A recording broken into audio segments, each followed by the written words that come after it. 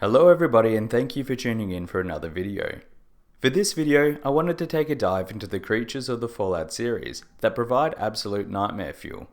The Fallout series is filled in abundance with horrors that are constantly striving to kill us as we wander the Wasteland. So without further ado, here is my own personal top 5 list of the most nightmare fuel creatures within the Fallout universe. Starting off with my own personal favourite, or I guess least favourite, we have the giant hermit crab. Now this first one is probably going to seem incredibly stupid. Some of you might even be thinking, how the hell did this thing even make the list at all? But the giant hermit crab just creeps me out for some reason. Personally, I would say I kinda just hate crustaceans in the wild already, since I remember getting pincered by a crab in the ocean as a kid, so the fact that within the Fallout universe you may have to deal with a giant carnivorous one is a horrifying thought. I also think this is partly fueled by my first experience with them during my original playthrough of Far Harbor. I could contend with being ambushed by the anglers and gulpers, purely because I began to expect them. As soon as I'd seen an angler while defending the hull of Far Harbor, I was suspicious of any body of water with the plant that looked like the angler's lantern. While still scary, they were at least expected. However, while I was traversing through the island one merry day, thinking I'd seen all it had to offer, I came across an outdoor cinema. Mesmerized by the movie, I moved between the cars of the former drive-in to take a closer look. However, while walking past the trailer, I began to hear clicking. I turned around to see legs emerging from the van, an entire monster oozing out of the ruined shell into the world. I didn't even fight the damn thing, I just legged it while hearing its skittering legs pounding after me. For me, the giant hermit crab is nightmare fuel just due to how out of place it feels. Something that in our world is minuscule is a horrifying sight when expanded in size 1,000,000 times over. The scary thing is that the babies of the hermit crabs can be found, and they're around the same size as a Milo hatchling. Real world hermit crabs will live up to 70 years, and typically don't stop growing throughout that entire period. They'll seek out larger spaces once they've outgrown their shell, but the shell that they find also contributes to their growth, since their bodies will just grow to fill the space. The fact that the giant hermit crabs in the Fallout universe could potentially just grow even bigger than they are is something that is terrifying to consider. 9 out of 10 on the nightmare fuel scale.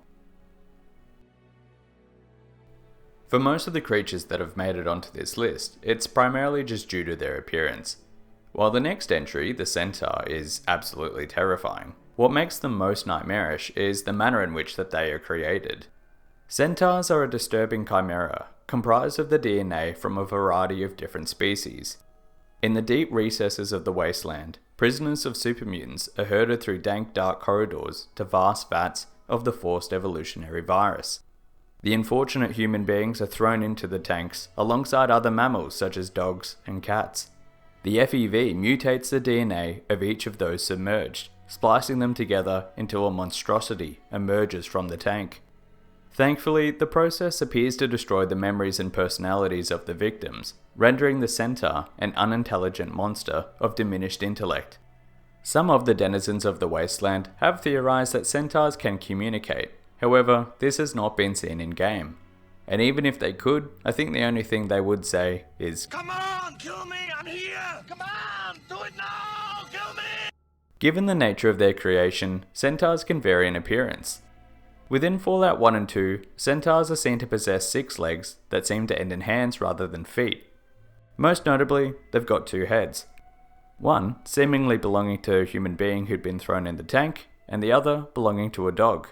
The variants seen in Fallouts 3 and New Vegas, while different, are no less disturbing.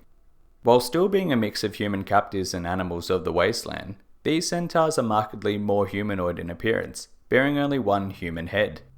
3 wriggling, writhing tentacles emerge from their mouth, which assist in launching acidic projectile spit across vast distances. Exposed bone does appear across the centaur's body. Similar to the West Coast counterpart, 6 arms are attached to its torso, allowing it to awkwardly lumber after its prey. And while they weren't included into the base game, the concept art of Fallout 4 centaurs almost seems to take the cake. From what is able to be visualized, these creatures would have been spliced from at least 4 different species. The end result had at least 4 different heads, as well as at least 10 arms and 4 legs. This variant was dropped from the game since, as uncaring as the Institute is, it's unlikely they'd go through the barbaric practice of throwing cats, dogs and humans together in a vat to see what happens. All in all, centaurs are honestly not even that dangerous of an enemy. It takes them an extremely long time to get into striking distance, and their range attacks are pretty easy to dodge. The main issue is that they are never alone, usually accompanied by at least a few more, or super mutants. The reason they're on this list, however, is just the fact that they're so damn creepy to look upon. Every time you fight one, it's just almost like a crying human face is lumbering toward you, seemingly begging you to put it out of its misery. A solid 8.5 out of 10 on the Nightmare Fuel scale. Every moment I live is agony. With another addition from Far Harbor, we have the Fog Crawlers. Named for their foggy region in which they make their lair, the Fog Crawlers are one of the most dangerous monsters seen on the island. Fog Crawlers are believed to be a mutated breed of mantis shrimp, with potentially some crayfish thrown in the mix for good measure. In order to have maximum visibility in their cloudy environment, the Fog Crawler appears to have 8 eyes, 4 in a straight line on each side of their heads, in order to scan the area for their next meal. The Fog Crawler would most likely be one of the apex predators of the region, maybe only contending the top spot with a Mile Queen. Enormous in size, the Fog Crawlers are coated in an almond carapace that makes them extremely resistant to damage. Their size and armor is deceptive, however, as they're able to quickly rush the player to gain striking distance. The Fog Crawler is able to utilize its blade-like claws to slice and impale its prey, bringing the victims in close and holding them, while smaller appendages strip the flesh from their bones. While unconfirmed, I believe that the inspiration for the Fog Crawlers stems from one of the creatures seen in Stephen King's book, The Mist. The setting of Far Harbor itself seems to draw inspiration from the story. Both take place in the state of Maine, with the subsequent area enveloped by a dangerous fog, or mist, which shrouds nightmarish horrors within it. The Fog Crawler itself even seems to resemble a monster seen within the movie adaptation of The Mist that emerges from the miasma to pierce a young soldier with its enormous talons, before devouring them. For this reason, the Fog Crawler rates as one of my most nightmare-fueling creatures in Fallout. Its size, its weaponry, and the unnatural way that it sprints towards its prey unnerves me to no end. 8 out of 10 on the Nightmare Fuel scale. In outward appearance, the Cazador is not that physically imposing, at least when compared to the Fog Crawler or even the Centaurs. On first glance, they're an extremely large bug. However, as any Fallout New Vegas player can attest, these things aren't just nightmare fuel, they are literally the devil themselves.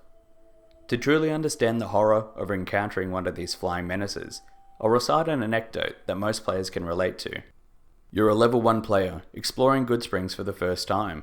The game is instructing you to head towards Prim, but you've never been one to follow the beaten track.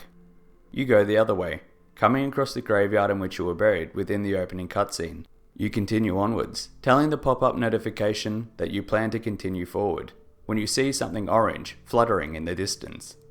It's still too far away to check in on VATS, so you go closer to look.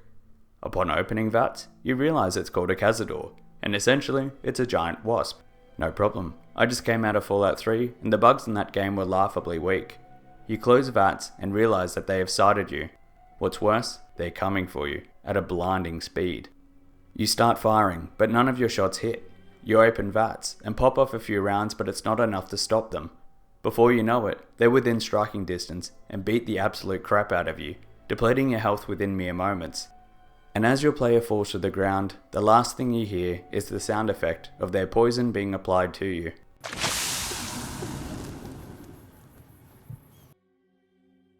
Cazadors are just about the worst enemy in the entirety of Fallout New Vegas. If a fourth faction consisting of a nation of Cazadors entered into the fray, then the NCR, Legion, and Mr. House would be doomed.